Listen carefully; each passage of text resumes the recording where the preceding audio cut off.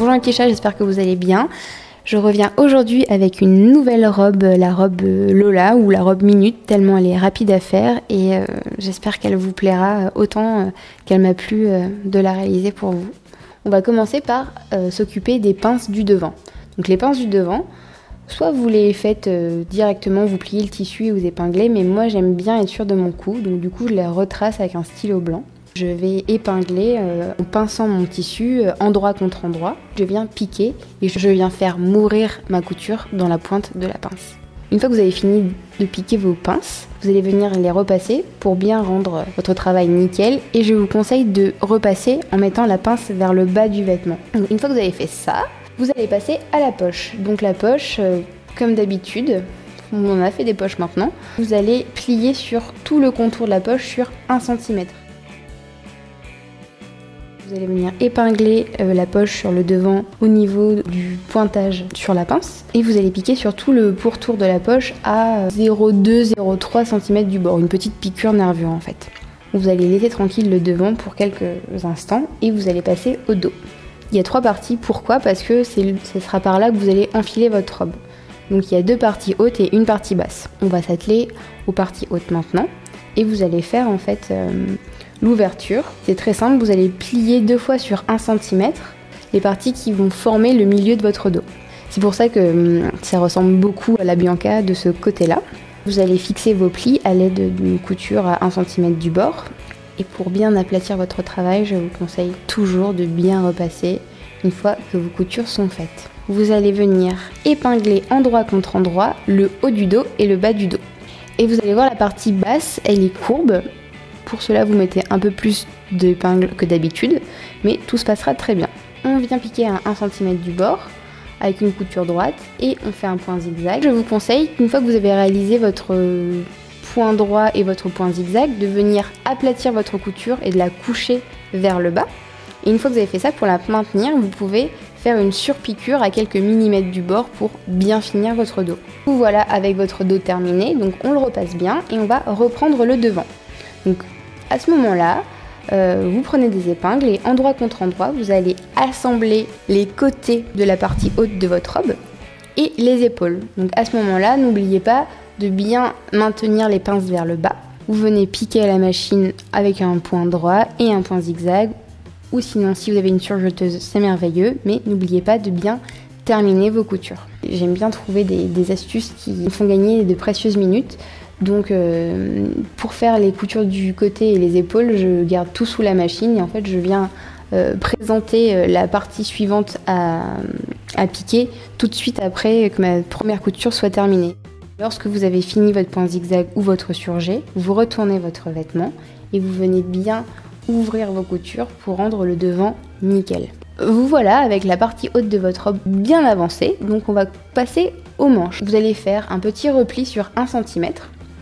Donc, je vous conseille de faire un point zigzag ou un surjet sur toute la bordure de la manche avant de préformer votre petit repli. Alors pourquoi on ne fait pas un ourlet classique avec 2 replis de 1 cm sur le bord de cette manche?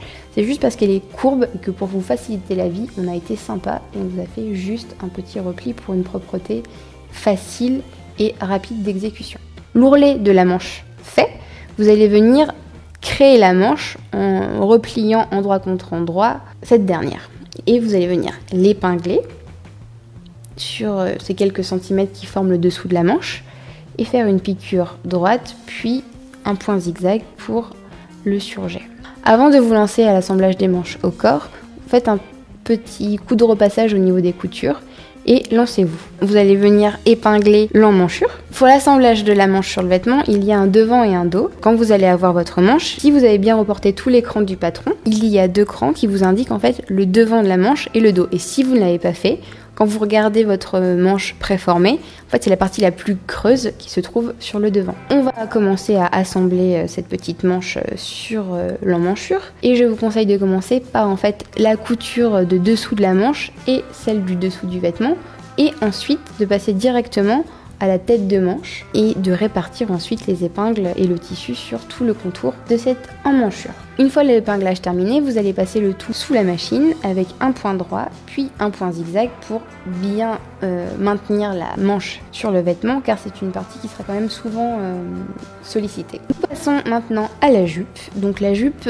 ça va vous rappeler maintenant Frida. Vous allez venir épingler endroit contre endroit les poches sur le devant et le dos de la jupe. Et pour cela, vous avez l'emplacement qui est indiqué sur le patron. Donc n'oubliez pas de le reporter sur votre tissu. Vous allez venir épingler et piquer à la machine uniquement avec un point droit. Une fois vos poches posées sur le dos et le devant, vous allez passer 2 fils de fronce sur toute la largeur de votre jupe. Une fois que vous avez passé vos 2 fils de fronce, vous prenez les 2 fils du dessus ou les 2 fils du dessous, mais attention, pas un de chaque, et vous allez venir plisser votre tissu, donc tirer la matière sur toute la longueur. L'idée, c'est de réduire cette jupe pour qu'elle fasse la taille de votre devant et de votre dos. Une fois que vous avez réduit la largeur de la jupe à la largeur de votre haut de vêtement, vous allez répartir de façon uniforme les fronces. Au moment où vous avez fini de froncer votre devant et votre dos, je vous conseille de faire des petits nœuds de chaque côté pour empêcher que vos fronces se fassent la malle. Et une fois que vous avez fait ça, vous allez pouvoir assembler la jupe. Donc endroit contre endroit, vous allez ouvrir les poches et vous allez piquer le haut des côtés de la jupe, le pourtour des poches et le bas des côtés de cette jupe. Et même à ce moment-là, si vous êtes pressé de pouvoir l'enfiler plus vite, vous pouvez aussi faire l'ourlet du bas de la jupe. Une fois que cette petite jupe est terminée, on va l'assembler sur le haut du vêtement. Pour cela, ce n'est pas très compliqué. Vous avez juste besoin d'épingler endroit contre endroit la jupe et le haut du vêtement. Vous piquez à 1 cm du bord et repassez bien votre ligne de taille finale. Nous allons passer maintenant à la partie finale de votre robe, le col. Il y a 6 parties. Il y a 2 tombants de col et un pied de col. Un tombant de col est constitué de 2 parties, d'un dessus et d'un dessous, que vous allez venir épingler endroit contre endroit. Et vous allez juste épingler les 2 plus petits côtés et le côté le plus long et le moins incurvé. Vous allez piquer en fait comme un U de chaque côté et vous allez bien venir dégager les angles. Vous allez donc faire la même chose pour le second tombant de col. Et une fois que vous avez bien retourné vos 2 cols, c'est le moment de bien repasser et de rendre en fait le col nickel. C'est en fait ce qui va venir finir toute votre robe. Nous allons passer au pied de col pour bien terminer cette petite robe là. Donc pour le pied de col, c'est très simple. Vous allez prendre vos 2 parties qui forment le dessous et le dessus du pied de col et vous allez préformer un pli sur 1 cm. Je vous conseille de trouver le milieu du pied de col et de venir commencer à épingler les 2 tombants de col. Donc je vous conseille en fait pour trouver quelle partie se trouve sur le devant et le dos de votre pied de col, de le plier en 2. La partie la plus longue, c'est ce qui constitue votre devant de col. Donc une fois que vous avez trouvé le milieu et épinglé les tombants de col sur le pied de col, vous allez passer le tout dans la machine et piquer à 1 cm du bord, mais piquer uniquement la ligne du dessus. Et vous allez poser l'autre partie du pied de col et vous allez prendre en sandwich les tombants de col à l'intérieur du pied de col. Donc pour cela, vous allez réépingler tout le contour et vous allez bien prendre cette fois-ci les petits côtés du pied de col. Donc vous allez faire une couture en fait en très grand U. N'oubliez pas de bien tirer la pointe des tombants de col au niveau des côtés pour ne pas les prendre dans la couture. Votre couture faite, pas besoin de faire un point zigzag, vous allez prendre votre paire de ciseaux, vous allez dégager les angles. Une fois de plus, on ne coupe pas trop près de la couture. Vous allez repasser pour rendre ça absolument nickel. C'est à partir de ce moment-là que vous allez assembler le col au haut de la robe. Et pour cela, vous allez en fait prendre en sandwich toute l'encolure dans le pied de col. Vous allez d'abord épingler puis piquer à 1 cm du bord. C'est important de bien respecter les valeurs de couture et de faire un bon découpage à la base parce que c'est à ce moment-là qu'on voit si on a bien travaillé ou pas. Et évidemment, la touche finale de votre robe Lola, ça sera la Ticket Wear Lemonade et surtout, ça sera la graffe qui se trouve au milieu de votre pied de col que vous allez devoir coudre à la main. Et tadam! J'espère que vous êtes fiers de vous. Moi, je suis complètement red dingue de Lola. J'ai envie de l'avoir dans toutes les couleurs, dans tous les imprimés possibles. Vous pouvez aussi imaginer une jupe super longue, tout en soie. Envoyez-nous vos photos, on a hâte de vous voir en Lola. On postera évidemment toutes vos réalisations dans notre album Facebook dédié à cette Lola. Je vous laisse et je vous dis au mois prochain. J'ai tellement hâte de vous présenter la nouvelle collection. Ça va être fou.